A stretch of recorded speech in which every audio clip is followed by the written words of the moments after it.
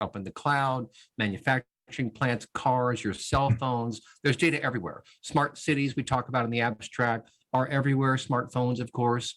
Well, how can you leverage all this data? The old-fashioned way of doing that is very archaic now. The old-fashioned way of designing for the Windows operating system, for example. Well, what do you do now? You primarily design for cloud, or you primarily design for mobile, right? Now, there's still lots of laptops that need to run business. Our audience is heavily on laptops. I see it because I see it in the numbers when we do promotions. But what we're talking about today is really a new way of fully leveraging the power of big data and the power of semantics, quite frankly. And we have several guests to help us walk through that, including Molham Aref. He is a founder at a company called Relational.AI. Very interesting stuff. It's a data science platform, I would say, with a strong semantic layer and a focus on application development. We'll talk about what that all means. We also have Bob Muglia, who is the former CEO of Snowflake. This guy knows just about everyone in the business, is one of the most innovative people in our industry. So we're very excited to have him on board. In fact, just as the Snowflake Summit starts, I'll be getting on a plane right after the show to head out to Vegas to meet with Sanjeev Mohan, our third guest on the panel today. He is an industry analyst, former Gartner. He's now on his own, just doing fantastic work all around the world, quite frankly, helping people understand what all these technologies are and how we can use them to good effect. So with that, let's bring in Molham Aref from Relational AI. And Molham, you were talking to me in the pre-show about what you folks have built. I think it's absolutely fascinating. But maybe first tell us about that first conversation you had with Bob Muglia. What was that all about? Hi, Eric. Thanks for having me. Actually, it's a story. Thanks for the question. It's a story that I like to tell my friends, because I met Bob in a very random way, almost socially here in the Bay Area. Right after I moved, we were connecting with folks, and a friend of my wife's is married to someone who used to work with Bob. Wow! And when I saw that Bob was no longer at Snowflake, I asked my friend, "Hey, can you just introduce me to Bob? I think he's done an amazing job with Snowflake. I just." Really, the story of Snowflake is incredible, and building a database technology like we are that complements Snowflake, that sits beside Snowflake to complement it with semantics, as you said, and so on. I felt I could learn a lot from Bob, so I wrote him a short email. I was surprised he responded. I said I would love to meet you, and he happened to be, I think, in the neighborhood within a week or two of that email. We agreed he'd come over to my place. He actually came and sat in that chair over there. I don't know if you can see it behind me for those of you who are seeing video. And what was supposed to be a 45-minute meeting turned out to be a 4-hour meeting. We whiteboarded. We got very excited about. We're both students of our industry. We both know the history of how technology evolved, how the relational model got established, the workloads that it supported over time when people were fighting against it and said it would never do OLTP, or it would never do OLAP, or in Bob's case, it would never do big data. Big data was all about Hadoop. And, in 2012, 2013, Snowflake was the only company trying to do big data on SQL, and everyone else was supposed to do it on Hadoop, et cetera, et cetera. So we've seen, he and I had seen this pattern, and we really instantly connected on this observation that when you make it possible to support an important workload relationally, people switch to that model. And what's the last workload that isn't relational? The last major workload that's not relational now is the business logic. It's the stuff that we write in Java or C# or Python to define application logic. We've never been able to write that relationally because relational systems haven't been performant enough or scalable enough or whatever. And when I showed Bob, hey, here's how we would do it, and here's how we do it relationally, he was very, very excited. And anyways, it just took on a life of its own. Bob had some things to take care of, so we didn't really talk much for a year. But then after that, he was sort of free and clear, and we've been talking for 2 or 3 hours a week, every week since then. So really, it's just changed a lot for us at our company, because his appreciation of what we do has been very helpful in terms of establishing us in the Valley and so on. I can see that. And, just to explain to our audience here, the reason this is so interesting, there are lots of different reasons, but one of the big ones is really all about design and performance, those two things. So number one, what do you want to design? What makes your company special? What kind of data do you have access to? How can you optimize your business? And I promise you folks, there is this whole new generation of app dev platforms, which means you're going to have a whole new sort of lightning round of applications hitting the market. And they're all going to be ideally focused on what makes a particular business special or some particular business process. But what we're kind of alluding to here, we can get into the weeds about a little bit, is that we've only ever been able to optimize little bits and pieces, whether it's through caching of data, for example, or through just compression technologies. There are lots of little pieces that have been done over the years, and then optimizers like a SQL optimizer for a Teradata data warehouse, for example, or a Snowflake. That's also, but it's one piece of the puzzle. And I think what these folks are building now is an engine that optimizes the end-to-end process, including the execution of highly complex business logic, which has never been happened before that I know of, and is very, very interesting. I mean, with virtualization, for example, you think back to VMware and the work that they've done over the years, which is amazing. They were optimizing the use of compute, right, of the computers themselves. But still, and that was sort of a loose way of accomplishing what these folks are doing. But to be able to create an engine that makes a relational paradigm for business logic, that's fascinating to me. But Mohan, go ahead. No, I mean, that's real. I mean, yeah, you described it very well, Eric. So the challenge has been since the beginning of our industry is how do you automate away labor when it comes to involving programming and application development, right? And people used to program to the hardware, and then we built operating systems and sort of raised the abstraction, and we built databases and raised it further. But to this day, we're still programming by hand, telling the computer step by step what to do to compute gross margin, or to compute someone's age from their birthday, or whatever your business logic needs to do. And when you do it by hand, you take on responsibility for a lot of things. You have to pick the algorithm, the data structure, how to parallelize, how to manage data integrity, how to be elastic. All of that stuff is done by hand. Whereas in a database like Snowflake or BigQuery or many others, you just say what you want. Hey, give me all the customers in the Northeast that bought more than 3 things from me in the last 2 months for more than $500.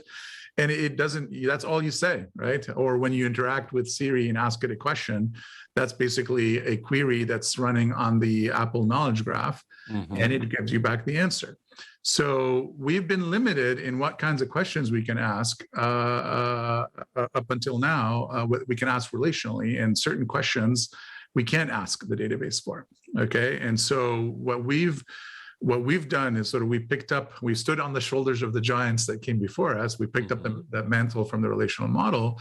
We my colleagues invented new algorithms and new data structures and new language extensions and so on that make it possible to think of business logic like a relational query. Okay. And now, our clients, have code bases that might have hundreds of thousands. As one particular client had 800,000 lines of C# that we replaced with less than 20,000 lines of relational queries effectively, right? So it's smaller, it has less bugs because it's smaller, it's faster to develop because it's smaller, it's easier to maintain because it's smaller, it's more scalable because it's relational, you don't have to do that scalability work. And it's not limited in the way that some no-code or low-code environments are limited, because it's built on the sort of foundational model that's the relational model, where where you can express what you want to express and so on. That's really fascinating. And as I'm thinking about the application, so you mentioned this client. Did you have to go in and recreate that, or can you actually look at code and somehow capture the functionality and then port that over? How does that process look, or did they have to actually recreate that in your environment? Yeah, in this case, we moved quickly, and we put in a couple of our colleagues to work with their software engineers, and we recreated it. It took 2 weeks to do a POC where we replaced about 100,000 lines. Wow. With 7 pages, okay? 100,000 lines of C# with 7 pages. And then it took a few more months to kind of work through that long tail of capabilities. So and we ended up with an asset, and in this case, this is sort of in a finance world, in an accounting world, where the domain experts could actually read the business logic for the first time and can tell us, whether it's doing what they think it should be doing. There are other things, though, other ways of doing what we call this a form of knowledge extraction. You have knowledge encoded in C# in code, and you want to extract it and represent it relationally. You also have knowledge embedded in documents. And so we've worked with some clients where we do knowledge extraction using these new foundation models, models like GPT-3 or large language models, where you can extract the knowledge and represent it instead of in text form. And in human language, you represent it in a sort of relational language. There are also, at the research level, and some of my colleagues have published very broadly on this, you can actually look at Java code and C# code, and not in every case, but in, say, the great majority of cases, actually reverse engineer the relational knowledge there, right? Capture the essence of what the code is intended to do. And so that's amazing. It's really, really, I think the next few years are going to be very interesting as we look at sort of the billions, trillions of lines of code that people have written in the last 50 years. Right. And think about how do we recast that declaratively and relationally. Well, so yeah, and folks, for the audience benefit out there, we talk about declarative versus imperative programming. Imperative is where you give it procedures, do this, then do that, then do that. Declarative is when you say, I want it to look like this, go figure it out. And the engine does all that for you, right? And that's a big difference in and of itself. But, I'd like to maybe bring Bob Muglia in to talk about this for a second. He's a board member of Relational, of course, former CEO of Snowflake, and he's been around a long time. Now, I often remind people that computer programs are written in languages, just like English is a language and French is a language. You have these languages, there's syntax associated with them, et cetera. But all the languages have their own sort of deficiencies and their own strengths. And it sounds to me like you're kind of taking another next step here and being cognizant of the limitations, for example, of SQL or the limitations of some of these other languages. But like Python, for example, is a higher order language. And so it's a little bit easier to read, but it sounds like you've kind of taken that one step further. What can you tell us about the importance of linguistics, if you will, in programming? Well, it's the language has been a part of programming since the very beginning. And if you look at what I've done in my career, it's really been focused on helping customers to adopt infrastructures that make their job easier and solve problems and allow them to roll out business systems, build applications. I mean, I was at Microsoft. I ran the Visual Studio team when we created Visual Studio and C# and all of that. And that was a major transition. And we went to from a world where people were building client-server applications, the internet didn't exist, a whole new generation of languages, starting with Java, it came about in the internet world, and it opened up a new type of application. We were talking before this about SOA, systems-oriented architecture, which was an very early way of thinking about that. Right. Now people tend to think about serverless applications and building these things, and they're all based on these different languages.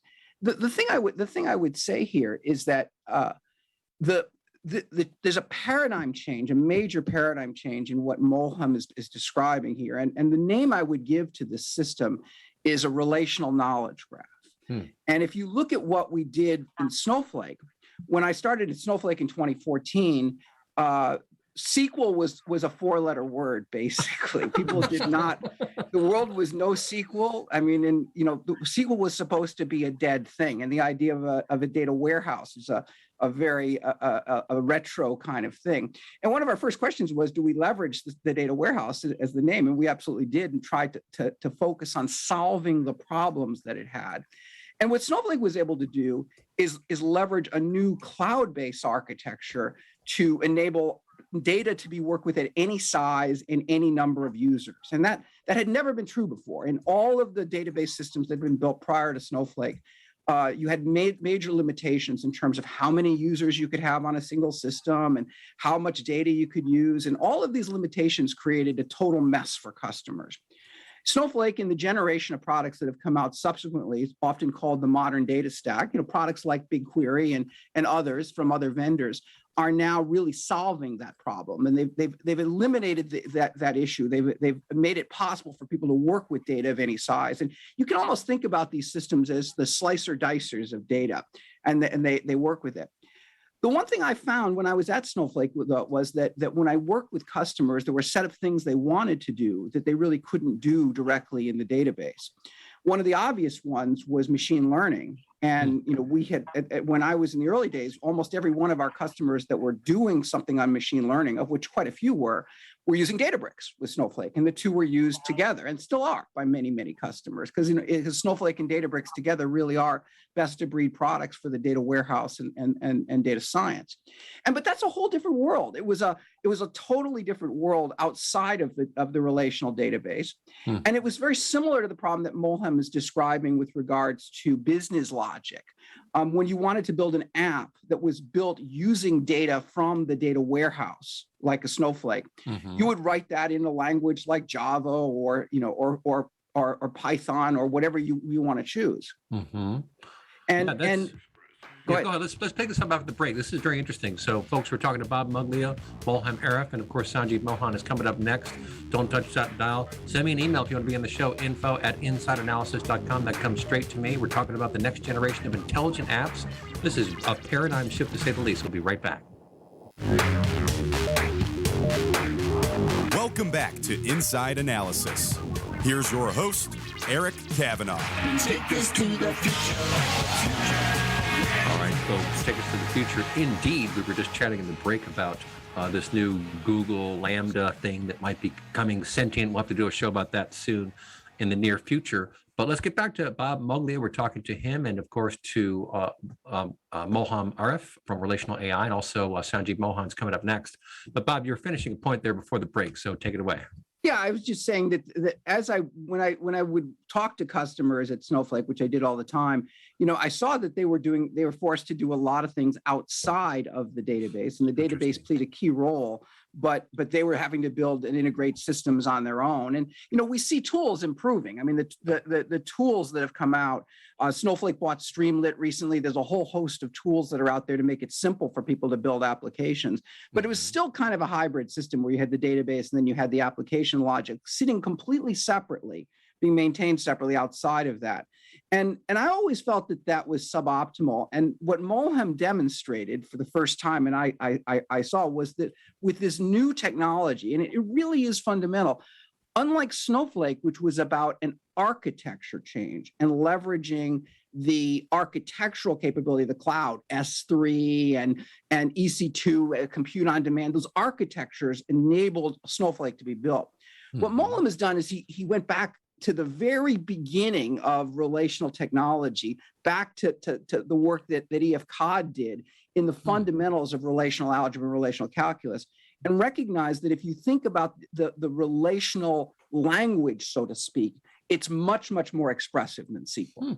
And SQL really is a language that's been developed by committee over 40 years. I mean, it's incredibly successful. It's going to stay very successful, but it's a committee-built language. It's not like Java or C#.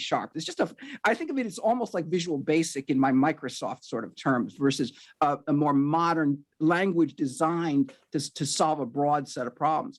And it turns out you can leverage these new algorithms to solve problems, and including problems of putting business logic and machine learning inside the database and actually evaluate it inside the database. And what happens is you move from a world where today's SQL takes a query language, and a query optimizer turns that into a set of statements that are executed. It figures out what to do to execute the query. This takes it to the next step, and it actually evaluates the business logic together with the data. It's a semantic optimizer, so it's much more complete. And it's a very new paradigm. This is really the beginning of model-driven programming and model-driven development, where you define the business model, and that model can run. It is executable directly. That's never been true. It is becoming true now with relational AI. That's really interesting, because you're talking about optimizing the sort of end-to-end life cycle, not just of data, because that's a big part of it, right? But of the sort of business process orchestration that goes into everything. I mean, there's tremendous potential here. Let's bring in Sanjeev Mohan, former Gartner analyst, now is on his own at SanjMo. Sanjeev, you're talking to smart people all the time, and you've tracked this industry for a long time. I see this as another very significant inflection point and the beginning of a new way of doing things. And I mentioned, I think at the top of the hour, there are several other companies in this space. Or doing similar things, I should say. It's not exactly the same by any means, but Rockset, Imply, Census, there's a bunch of them out there that are coming up with new ways of discovering what the data means that you have and then building functionality around that. But this is an even bigger ticket than all that. What do you think, Sanjeev? Yeah, Eric, good point. So Rockset, Imply, a lot of these companies, they're still working at the database level. They're still, what they're trying to do is improve the speed to value, better visualization, caching, get the data out. What relational AI is doing is this convergence of applications and the database into more tightly coupled rather than having two separate instances. I see that happen a lot for the last few years when machine learning started becoming a very, very important use case of using our data. In the initial days, we would take the data out of a data warehouse and we would move it into a machine learning cluster like Redshift or one of the third-party external. Take it out of Redshift and move it into SageMaker or something like that. But now what's happening is that the volume of data is huge. We're talking about like hundreds of terabytes. You cannot just keep making copies of data and move data around. Right. You need to bring machine learning to where the data exists. So as the new data comes in real time, I'm doing inference and I'm doing, let's say, sentiment analysis. I'm not moving that data around. So we are already seeing that convergence. What is happening on the application side is even more interesting. So Molham, you gave some very interesting examples about some KPIs. I see a number of different things that are starting to take place. One is to standardize these KPIs in a layer by itself, which is disconnected from whatever data consumption tool you use. So that's the whole concept of metrics layer. So that way I can use Looker, I can use Power BI, Tableau, I can use Data Robot, and I'm not having to recalculate or recode my business logic in the BI tool. I have segregated it. So I see that. I also see what relational.ai is doing. There's also a huge movement in future. How will data apps be written? Mm-hmm.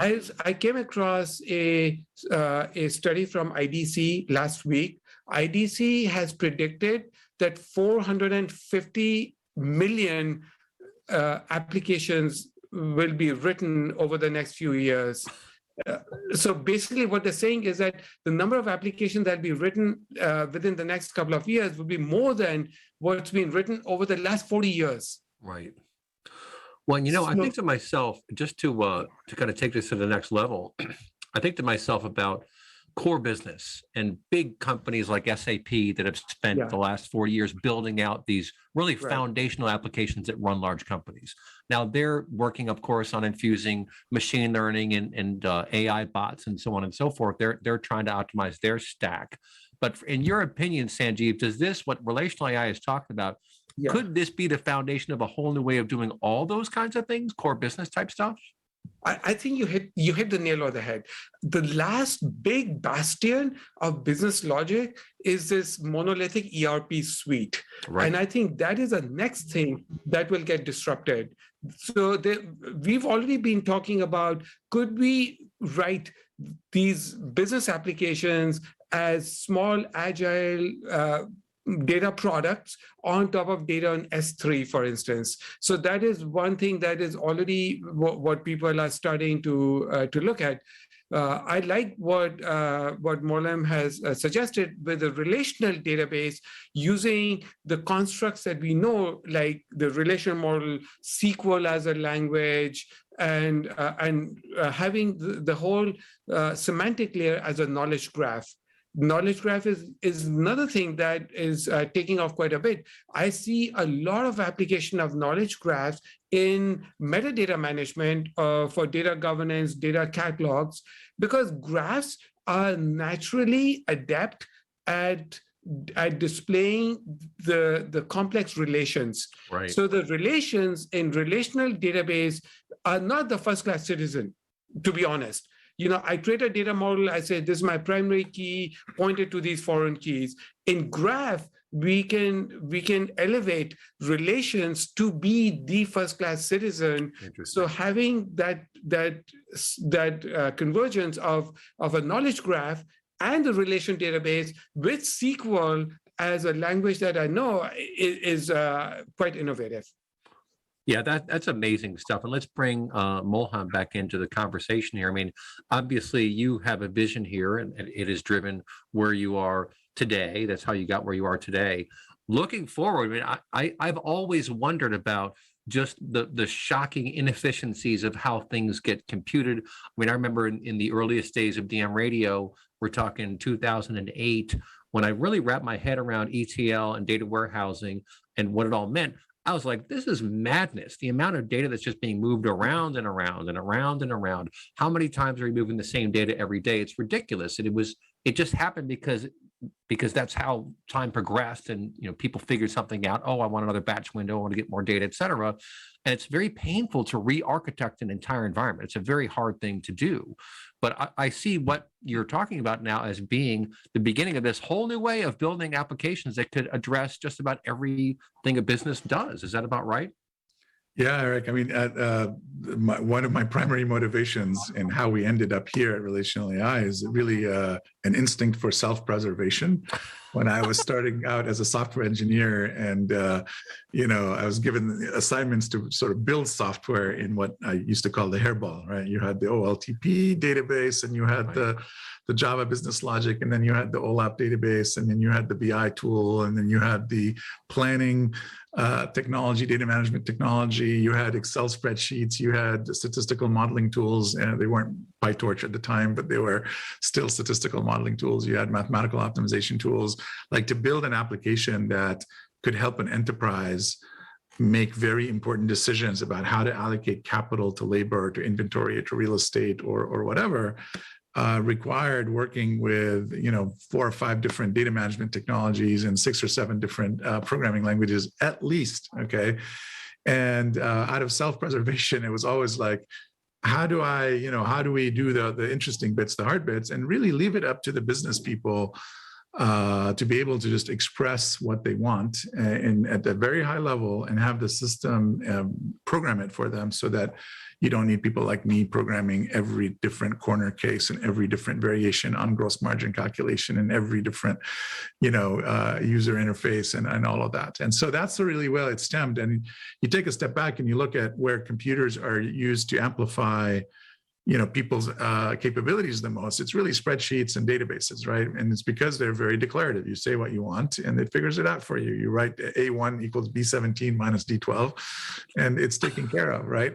So, but the problem with these sort of declarative relational technologies has always been either they don't perform when you get to a certain level. They're not fast enough. You have to leave them and go into VBA if you're in Excel, or go into a stored procedural language if you're in SQL. Right.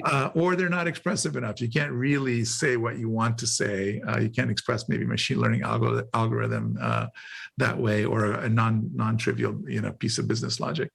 So, it's been a 30-year journey working with, some of the smartest professors in computer science and some of the smartest researchers, and, challenging them to sort of move the ball forward to make it possible to make declarative languages more expressive, so you can say more of what you want to say, and then to also make it so that when you ask a question that they can answer, they don't take, so much time that, it's the, heat death of the universe before you get your answer back, right? And so there's a lot of fundamental computer science that you have to do to make it so that it's not just that you get the right answer, but you get the right answer as efficiently as possible. So, riffing, just Sanjeev, just a quick second to riff on what you said, right? These metric layers and these semantic layers that Sanjeev is talking about, they're really, ways of expressing simple business logic and putting it in the database where you have one way now of computing whatever you're computing in a metric, and everyone can reference that. What about the not so simple business logic? Correct. Okay, that's the question that cannot be answered by sort of traditional technologies, even the with the breakthroughs of the modern data stack and the architectural breakthroughs. Like Bob said, you need algorithmic breakthroughs. You need foundational breakthroughs to make it possible that I can ask and state what I know about the business, and then have the system give me the answer efficiently. Yeah, that's fascinating. Real quick, go ahead, Sanjeev. Yeah, so I just wanted to add. So Bob and Molham completely agree with the points that you made. I actually have a feeling I feel we've even taken a step backwards from the days when we had OLTP and we did ETL into OLAP. At least both OLTP and OLAP were relational, so we had to do some aggregation and some transformation.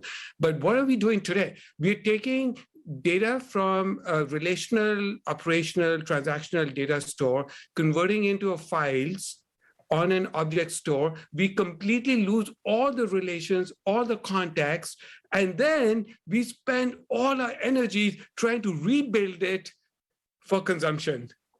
Yeah. So that is even, it's just crazy that this is what we are doing and we take it for granted.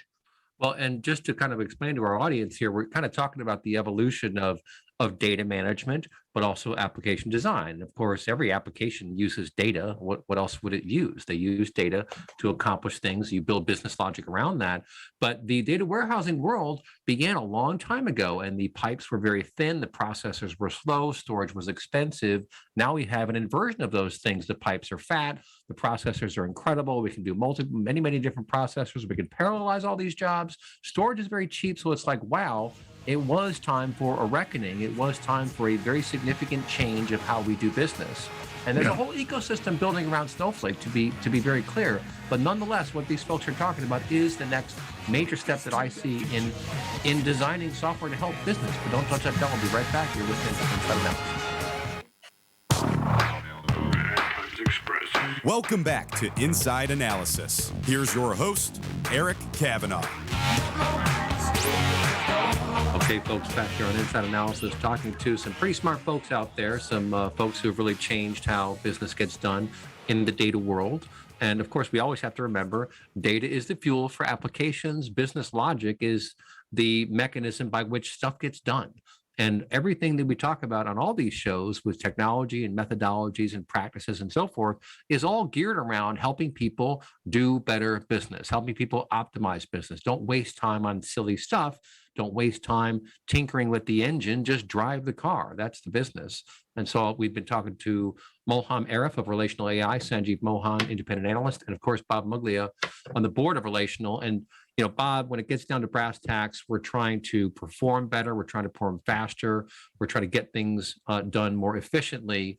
And what's interesting is we always goes around and around, it seems to me. And this whole modern data stack is a stack that has to be integrated, just like the old days. But what you're doing, it seems to me, with relational AI is building a new, very powerful, comprehensive database that captures not just data, but logic, business logic, and is relational. And that will expedite the design and the deployment and management of applications over time, right? Exactly. And it very much builds on the work that companies like Snowflake and Databricks and others, Google, BigQuery, others have done to solve the problems of data at scale. We saw in the last 5 years with the advent of the modern data stack, people can put all of their data in one place, and they can allow all of their users to operate on that data, and in fact work with data from third-party companies, and that's being facilitated with data sharing. And actually ways to do data commerce, purchasing of data. All of that is coming into fruition within the modern data stack today. But there's some things the modern data stack doesn't solve very well.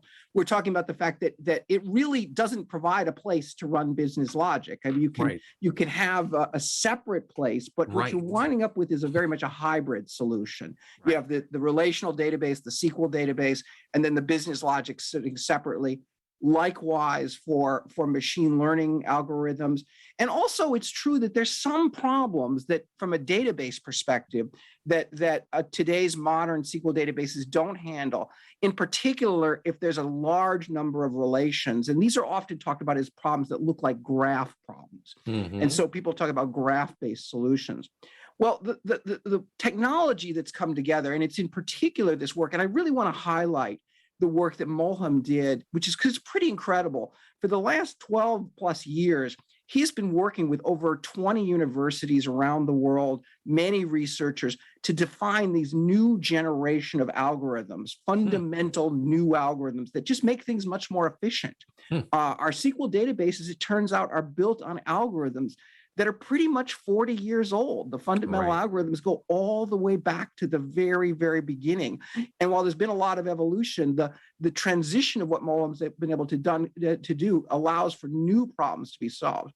And what this takes the form of, we're talking about this as a database. It's a database that sits alongside a data warehouse in the modern data stack. And we call that a knowledge graph, or in particular, a relational knowledge graph, because it's based on relational technologies.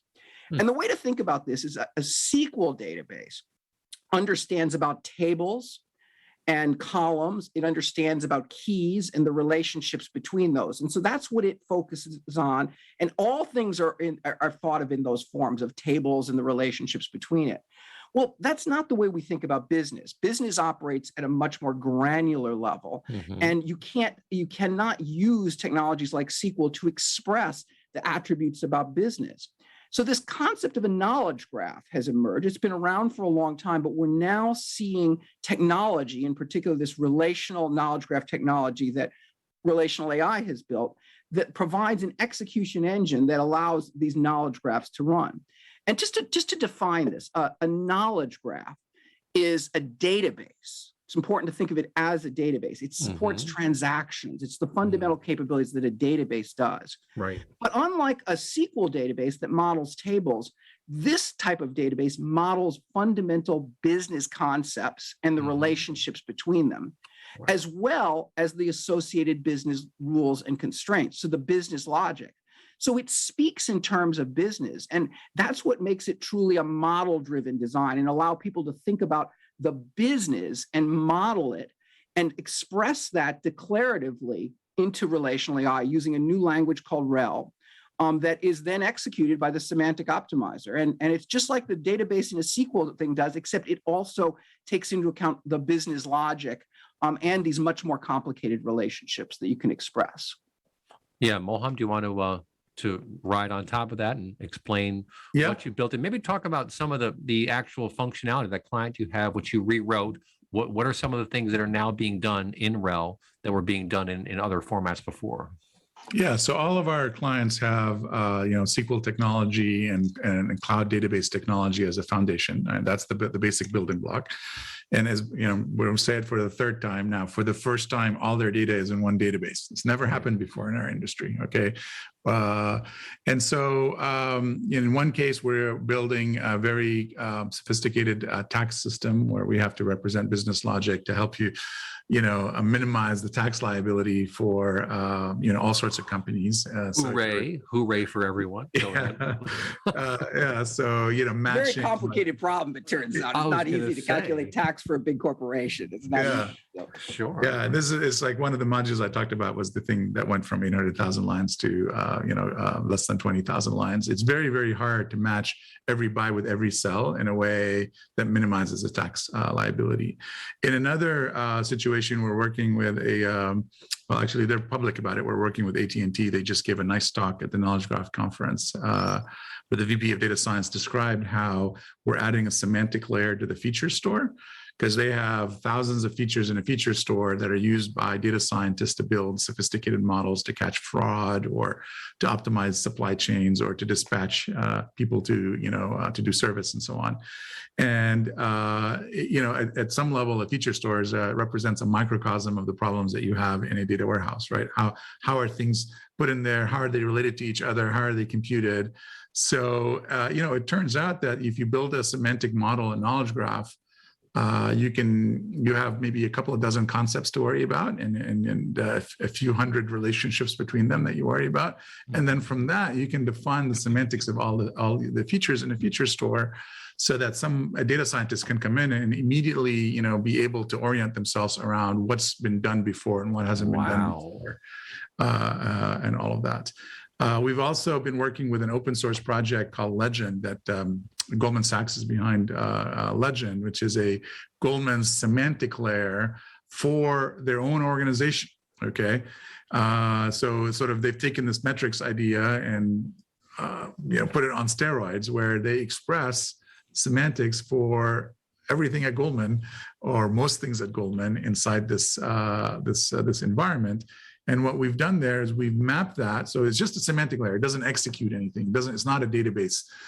So we've mapped that semantic layer to us. So now they're able to execute semantics that involve graph analytics or reasoning or machine learning or mathematical optimization. So, those are sort of three high-level examples. The buyers that get us the most are the CDOs, the chief data officers, or the CAOs, the chief analytics officers, or the CIOs who have a portfolio of applications that they're trying to manage on behalf of the business. Mm-hmm. And a lot of these applications are legacy, and a lot of them are pre-modern data stack, and they have to think about, how do I offer a high quality of service to my business without sort of spending more than my budget allows me to.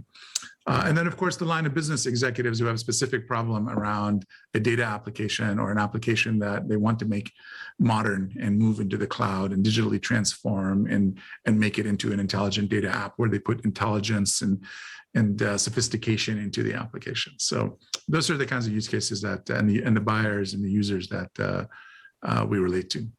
Well, and it's like, I think to myself, having done my own taxes for a long, long time now, in QuickBooks, why can't I do export to Schedule C? You know what I mean? Like, just hit one button and boom, it spins it out, and like it's defensible. It's got an audit trail, the whole thing. Instead of let's figure this out. Doing things manually, right? So you have to learn from others. And I'll throw this last comment I'll throw over for Sanjeev, Mohan. A graph database is much more aligned with how the human brain works, it seems to me. We have neural networks we talk about all the time in data science, but the graph is kind of how it is. You have nodes and edges, you have relationships between things, and human beings can come up with all kinds of relationships on the fly. Real quick, 50 seconds. You're on mute. You're on mute. In relational database, you first model your data, and then the business logic has to adapt to it, which is sort of a reverse of the way it should be. The business logic should drive how my model should be rather than the other way around. So also in relational, you cannot model many to many.